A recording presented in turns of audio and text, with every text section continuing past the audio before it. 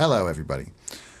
Let's do a produced loops performance of The Sound of Silence from Simon and Garfunkel. And afterwards, if you stick around, I will show you how you can do this too. I'll show you how I did it, and I'll break it down. You can totally do it. This is a looped up performance. It's not karaoke style. It's just it's loopy. So let's play it. Give it a little reverb. Our reverb model is today the Cathedral in St. Petersburg, or St. Peter's Cathedral, something like that. I'll start things off for us.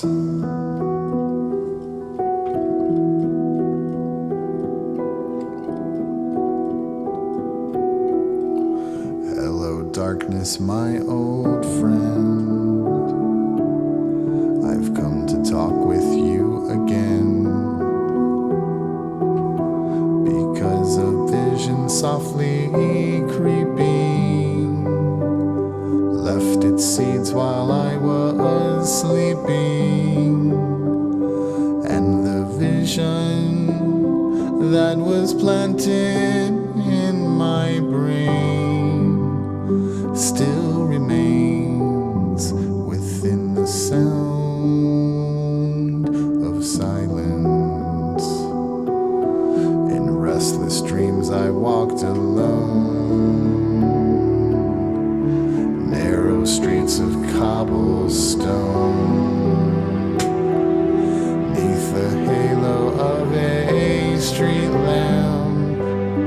I turned my collar to the cold and damp, when my eyes were stabbed by the flash of a neon light that split the night and touched the sound of silence.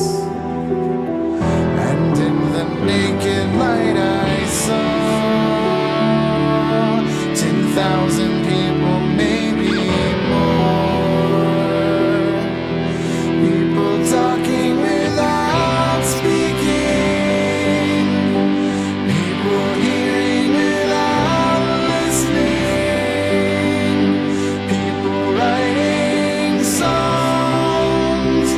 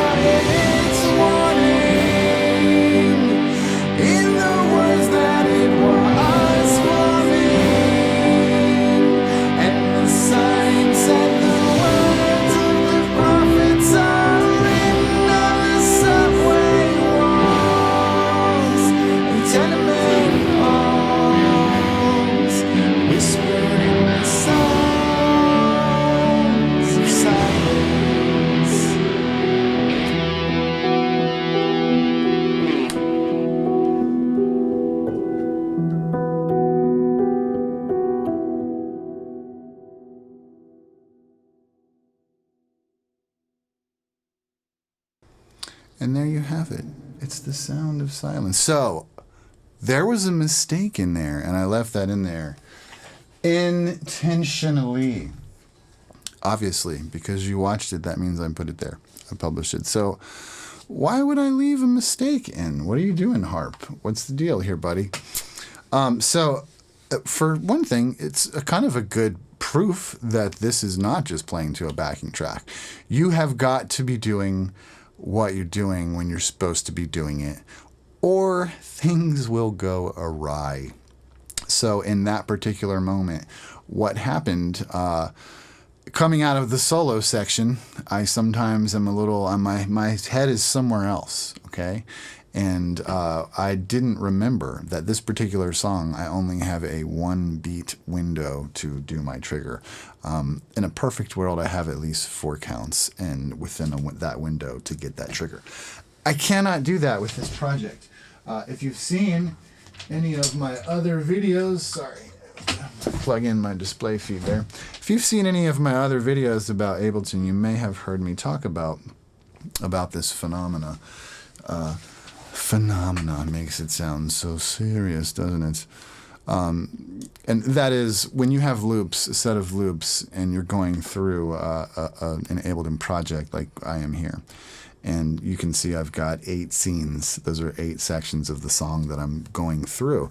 To trigger those off in this particular song, some of those loops, see the thing is, some of those loops are, like odd lengths. So let's see if I can, let's show you what we're talking about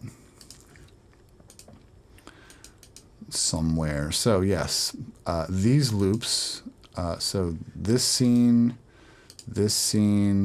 and then I think they go to 14 somewhere. Yeah, the first one. So Restless Dreams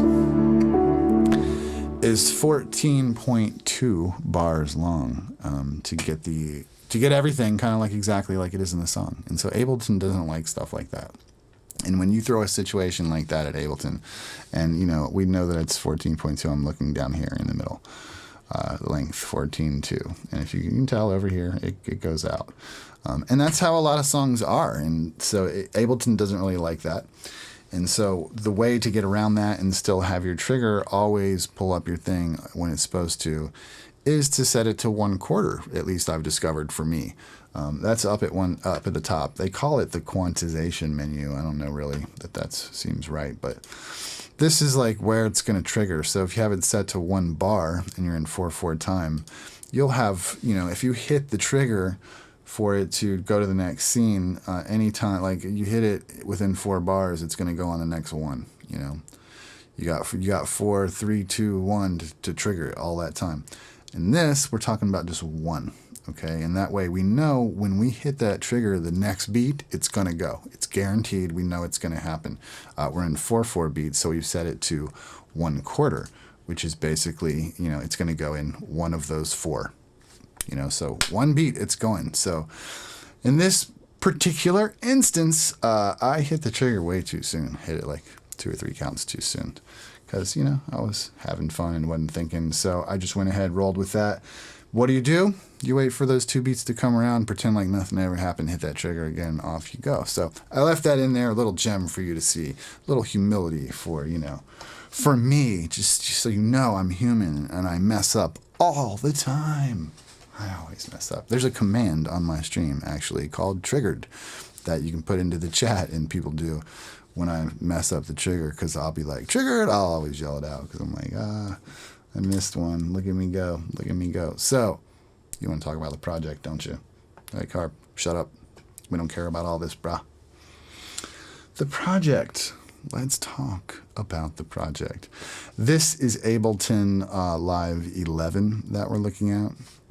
And we basically were kind of copying the song, the Sound of Silence, the version by Disturbed, more or less, like an orchestral version. I'm not copying it, but that style. It doesn't have any harmony vocals, so I added in harmony vocals because you can't beat that.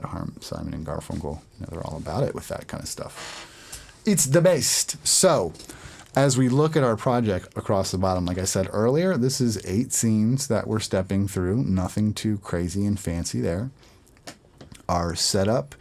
I've intended to have a bass guitar in this project all along, never did. Let's just delete it. So we have a timpani track, a cymbal track, and that's our percussion, man, like all of it. We can go ahead and let you hear a bit of that percussion. And I do believe it comes in, yes, at the very end of this one. So those are soloed, so that's okay. We'll bump that over to here. And it's just, it comes in and a little bit of it starts to roll in so that it can hit the next scene. Boom. You know, and that happens a lot when you're doing stuff like this, when you're looping songs like this in Ableton. You'll be coming out of one set of loops and going into the next set of loops, and something will be building up on the tail end of that first set so that it can crash into the next set. And you know, that's a technique you need to get familiar with if you want your shit to be cool, if you want your stuff to sound good. So that's what the drums and cymbals sound like. It's nothing fancy. Then we have a piano. It says grand piano. That's an Ableton piano, I'm going to assume. Mine here is, that's a Labs piano, the soft piano from Spitfire, which is free. Go get it. You heard what I said. Go get it. And where are we? This piano, so the soft piano is that main sound that you heard that I did earlier. It sounds like this. And then we have the grand piano is just for emphasis. So in certain sections like this one, boom, boom, maybe. Where's the grand piano? There it is. Oh, it's at the end of that one. It's this one of them, yeah. This section, it has them all the way through. And all it's doing is like hitting single notes and low octaves. You know, nothing too crazy there. It adds bottom, it adds depth, it adds goodness to the mix. Especially, you know, you mix that with the other piano, which is all kind of high stuff. It's got an ominous sound to it, right? So then we have, like I said, the soft piano, a piano pad, which I usually have running. Sounds like this. Nothing too crazy like there. And that's just the exact same MIDI. I just straight up, you know, copy the piano MIDI file, the little slot, the loop, whatever you want to call it. I loop, I guess. It has a name. I just duplicate that right over and put it in the pad channel, and off we go. That pad, for me, is coming out of a synth. Use anything you want. Any kind of a synth pad will do. This is Anna 2. The pad is called Bless, and you just heard it.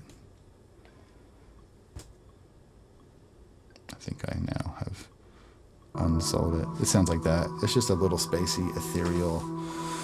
Turn down low, it adds, you know, good flavor. And there, that's with it. Here's without it. Okay, so let's have that in. Nice. And then with the other hits from the other piano. And now you've got something to work with. Nice. On down the line, we have horns, long strings, intimate, and long strings, more powerful. Those all sound like this. I think they're all in this part. No, they're all in the next part for sure. Let's do that one.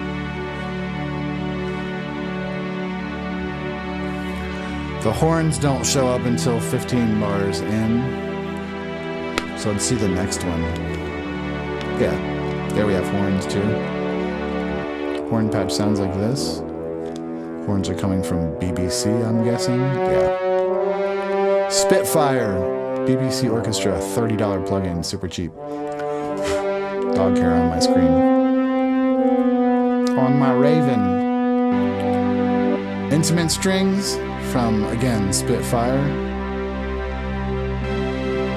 And then epic strings on the high strings. The three together. Give a little orchestra thing happening there. So all of that together sounds like...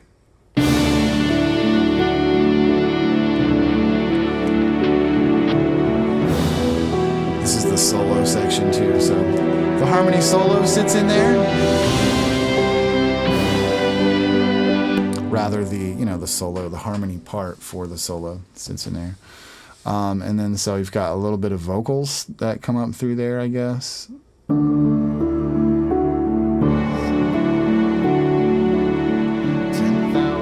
People, maybe more. Sits in a pretty deep reverb, you know. People hearing without listening. People writing songs that voices never share.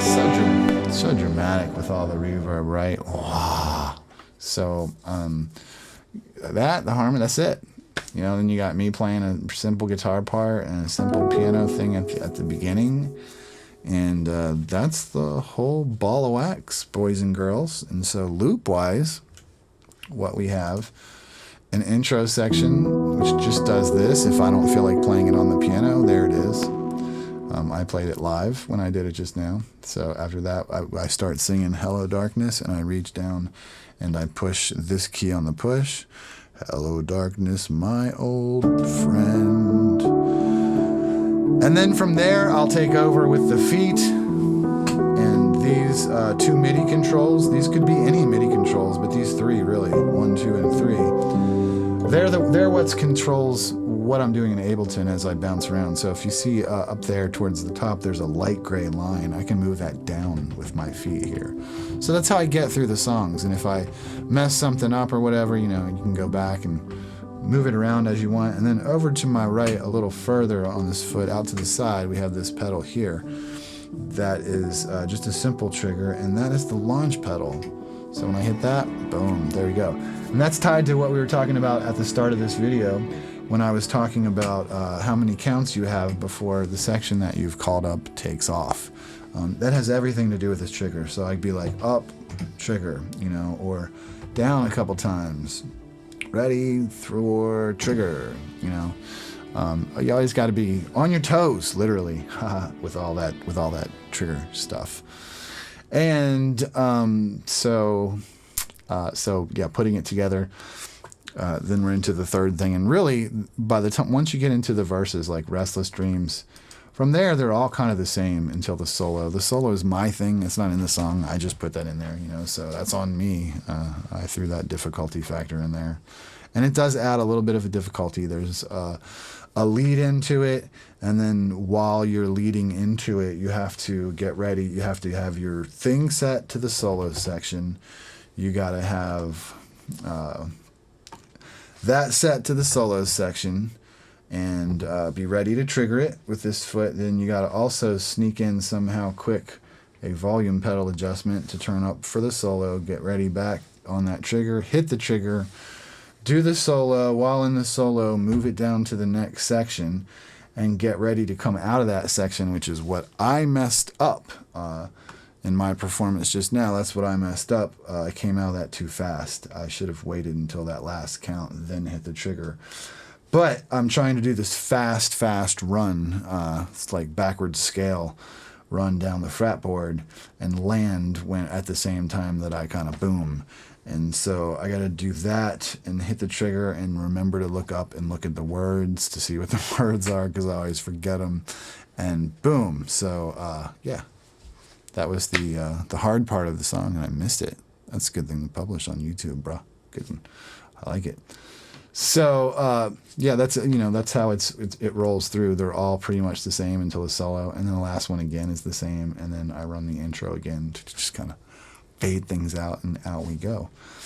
And you know, that's the long and short of the Sound of Silence as I've looped it up here. It didn't take a lot to put this in. There's not a lot going on. You got in actual use 1, 2, 3, 4, 5, 6, 7, 8, 9, 10, 11, 12, 13, 14, 15, 16, 17, 18, 19, 20, 1, 2, 3, 4.